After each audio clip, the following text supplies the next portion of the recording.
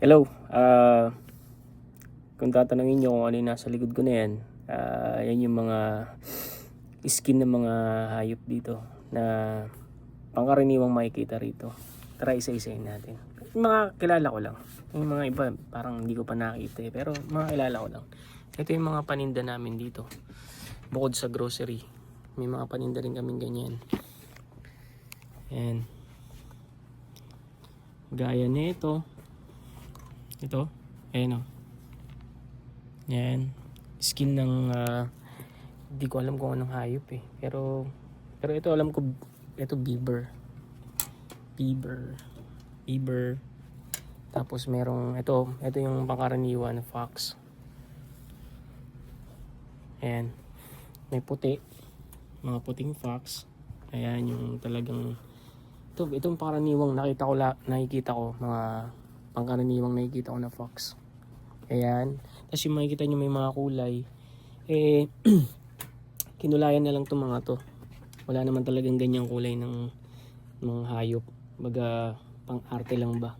Kasi ito, kung tatanungin nyo saan ito ginagamit, bakit may mga ganito. Kasi dito, sa sobrang lamig, sa norte, at ang mga tao rito, itong mga sinauna nilang ginagamit upang hindi sila lamigin.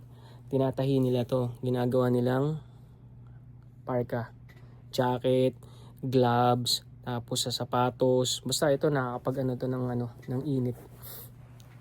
Ayan, pag nasa ka na, kung makikita nyo yung mga kagaya ng mga nasa Arctic talaga na lugar, yung may mga fur sila, ito yun. Ito minsan lalagay nila sa balikat, sa may sa may dito sa may nila, banda sa neck. O sa mga hoodie, tatahiin nila sa mga hoodie. Yan yun. Ito. Fox. Ito naman, ang tingin ko to, raccoon. Yeah. Tatanungin nyo ang presyo niyan. Ayan. No, $329. Medyo kamahalan talaga yan kasi. Ayan, kakaiba. Iba-iba sila. Iba-ibang presyo kada uri kung anong hayop. Pangkaraniwan ng mga fox. Kasi karaniwan dito fox. Nagre-range siya sa 200 and 219. Mga ganyan. 300 yung mga may kulay. Ayan, $300 kung itong sumahin mo sa 14,000 mga ganun. 14-15. And meron din kami dito yung sheepskin. Yung ng tupa. Ayan. Ayan, ginagamit din nila yan. No, skin ng tupa. Ayan. Meron din dito. Hindi ko sure kung ano to eh. Pero kadalasan itong ginagamit sa meats. Ayan. Ayan mga yan. Ayan. Kasi madalas sila manahi dito. Yan ang mga gamit nila. Ayan. Tatahi sila. Ayan. May mga tela silang mga ganito na galing sa hayop. Ayan o. Mabasa leather, iba-ibang kulay. Ayan yung mga presyo, $60.